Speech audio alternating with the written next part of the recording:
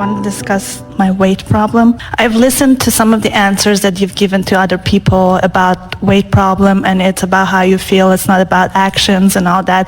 And I totally understand it, and I get it. I apply it, and now I'm enjoying more foods, and I'm eating more of the things that I've always starved myself from, but I'm gaining weight. So I'm happier with my body. I appreciate my physical body more now. Would you say you're getting what you expect from the increase in what you are eating?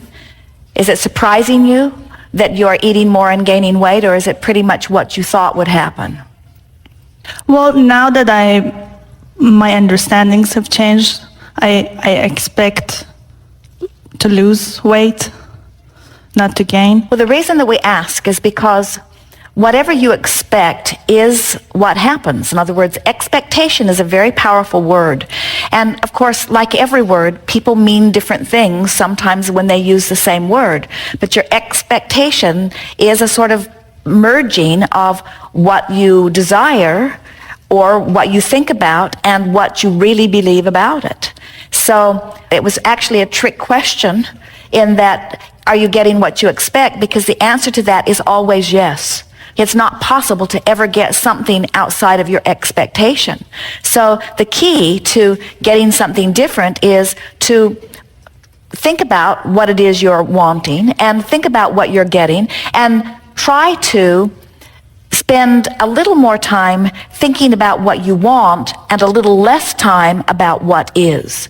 You see, most people, you're going to like this, we have not said this in this way before, most people contour and arrive at their expectation based upon what they are observing.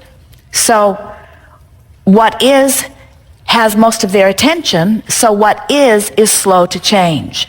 And most people come to expect what is, and it's logical, isn't it? You notice it, you collect the data about it, you offer a vibration about it, so it manifests, so you notice it, so it manifests, so you notice it, so it manifests. And that's not a bad thing. It is not a bad thing that there is a platform of expectation from which you are launching into your next creation. We would not ever want to take your ability to observe away from you because it adds to the stability and the continuity of the platform from which you are creating.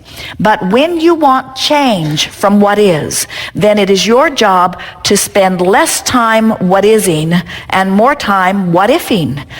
Less time observing what is, more time imagining what can be, more time remembering something that you like. And that's how you change expectation. This is the new thing that we were talking about. Expectation can only be changed when you merge together the platform from where you are with something that you want that is beyond it. Most people are really more regurgitators of life than anything else. Even the medical and the scientific communities move very slowly because they're so busy collecting data about what is that they fill their thought processes full of what is, and they substantiate their expectation about what is. So what could be is very slow to morph, you see, but it does not need to be. It can change much more rapidly than it does.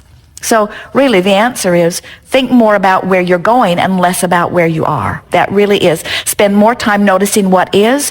Get inside your head. Get in your imagination. Step back from the details of where you are. And that's not only in relationship with how your body looks and feels, but it's about how you feel about the food that you're eating. You have to begin to see food differently. We're surprised that any of you can find anything to eat, because almost every food substance has had several books written about why you should not eat it. So much so that most people who are planning for food, sitting in front of food, shopping for food, choosing the restaurant, looking at the menu, watching others eat or eating themselves, almost everybody who is in the attitude of a relationship with food in any way is in a sort of state of semi to tremendous trauma. And so the answer is to spend at least as much time thinking about the food that you're going to eat as you do actually eating the food. And during the time that you're thinking about the food that you're going to eat, work on imagining it to be as you want it to be in relationship to your body, so that you just gently morph your expectation into a new place. Let's say that you're getting ready, you're going to go have a nice meal somewhere tonight with someone. And you know that you'll be in the restaurant for an hour or two, or maybe longer. And so, in anticipation of going there, imagine how you will feel while you are there. Imagine feeling satisfied at the place you've chosen to be. Imagine feeling satisfied at the wonderful people who have culminated to prepare your food and serve it to you. Imagine the fun you will have with those that you will exchange your words and fun. And then turn your attention to the food that you will eat and begin anticipating in advance what good choices you will make. Step back from it in a more general way and think about how delightful this experience is going to be.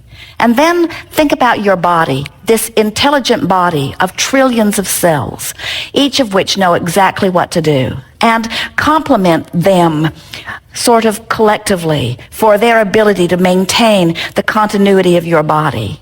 And speak to them lovingly, saying to them, I know you know what to do, and I always think of you as I am choosing the food that I'm eating. And I know that you have the ability to deal with whatever it is that I give you, and that you have the ability to utilize the energy from it and give me feelings of energy and movement and flexibility, that you have the ability to add to my well-being. I feel appreciation for the cells of my body and for the food that I'm eating and for those who prepare it. And I'm so looking forward to this time. And if you can stay in that sort of friendly, loving dialogue for 15 or 20 minutes here and there, you don't have to do it all at once, but as you make the appointment, flow some thought toward it. As you're driving toward it, flow some thought toward it. As you're sitting in the restaurant, flow some thought toward it. In other words, get yourself warmed up. It's what we call vibrational pre-paving. It's thinking about a positive outcome from the action that you're about to take part in. And so what happens to most is you do the opposite of warming up relative to so many things. When you go into a run all full of dread and resistance, when you are sort of not loose and limber, but you use your willpower to force yourself forward, you stretch your muscles beyond because you have not warmed them up, so to speak. And most of you are trying to get so much leverage out of your action, and you don't do any warm-up of your environment by thinking about what you want. You don't get your juices flowing, so to speak. You don't prepare your body. You don't bring yourself into alignment. And so it's like only a scanty part of the cooperative cells come to the party, and they do their best to compensate with what you've got going on, but you haven't opened the links of alignment unless you've done your anticipating, your sort of vibrational warm-up or pre-pave. And that's what you're talking about here. That's why I don't like exercise. I don't do the warm-up. But you see, if you would think of the warm-up as a vibrational thing, once you begin to get a sense of the leverage in energy alignment, then you will discover there is so much more power. One who's connected to the stream is more powerful than a million who are not.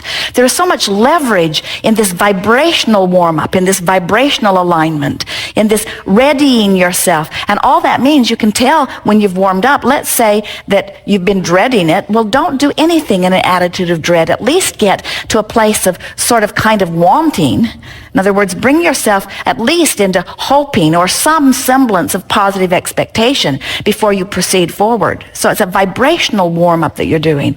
And you have to know, as you look around at the variety of experiences that people are having in relationships to their bodies and food and movement, you just have to know there's much more to it than just food in, food out, or action that is causing an expenditure of energy. It's about this vibrational alignment. And so when you say, I'm feeling good, I'm feeling happier about food, I'm eating more of what I'm wanting, we would say that's that emotional warm-up. But then you say, but I'm gaining weight. So the emotional journey that we're talking about is, if you will let your gauge not be the scale for a while, not be the physical results for a while, but let your gauge be your mood or your attitude, and you can maintain that for a little while, you'll begin to notice that once you get through that warm-up time, that your body will start to come into vibrational alignment with your improving expectation, until you can literally become one of those people who can say what you want and have it be by the power of your expectation, regardless of the physical behavior or action that is surrounding the situation. It is not necessary that you alter your behavior. It is necessary that you alter your thoughts regarding your behavior. And when you do, all things are possible. Truly they are. Okay, that's what I want to hear. Yeah. Be easy with it. Make food your friend. But you see, here's the thing. So let's talk just a little bit about the difference between downstream and upstream. So you tell us if these statements that we're about to give you feel downstream or upstream. And we're going to extract them from you, so we'll contour them to how you're feeling about all of this. I'm looking forward to my body responding to my desire. Is that a downstream statement or an upstream? Downstream. At times I do rather well with that. Downstream or upstream? Downstream.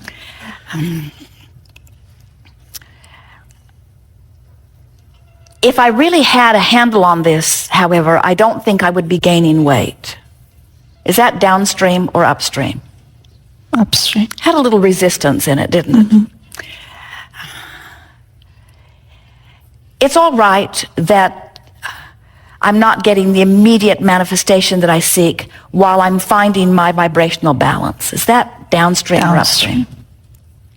I do believe that my body does respond to my thoughts. Downstream or upstream? And I recognize I have a variety of thoughts, but I'm doing better and better at getting them in the direction that pleases me. Downstream or upstream? So now, as we played this game, it was pretty easy to feel which thoughts were helpful, or at least which thoughts were downstream, and which thoughts were upstream. We know you get that. In other words, you've been thinking about positive thoughts for a long time, and you can feel subtle differences even. Mm-hmm. So now, think about behavior. So now, you want to not only offer words or thoughts that are downstream, you want to offer behavior that feels downstream.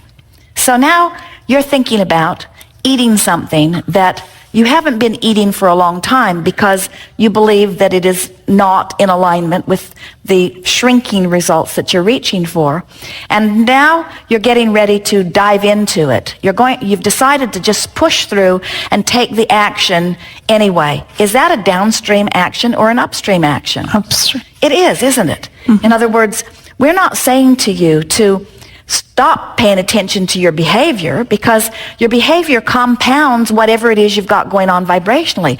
We're suggesting that when you warm up with your thoughts and words, that then the behavior is easier to fall into alignment with too, you see, until you can reach the place where you can feel it and really mean it, that diving into that really feels downstream instead of upstream. So the rule of thumb that we would use is don't take action until you've lined up the energy first. And that's what we mean by spend at least as much time in warming up emotionally, vibrationally, as you do actually participating in the event of partaking of food. And as you begin doing that, you'll get your warm-up done, you'll get your energy lined up, you'll be flowing downstream. And when you're flowing downstream vibrationally, the behavior that used to feel upstream will stop feeling so upstream. And when the behavior that used to feel upstream feels downstream, now the whole of you is in alignment, and that's what that good, flowing, fast-moving metabolism is about. In other words, contradictory, I want it, but I want it, but I want it, but, is a body that isn't functioning in the way you really want it to be. But when you've lined up and lined up and lined up and lined up, now the behavior that you're inspired to won't be behavior of deprivation. It will be different behavior because the stream is flowing in a more powerful, less resistant way. Best description we've ever given about that. Thank you very much.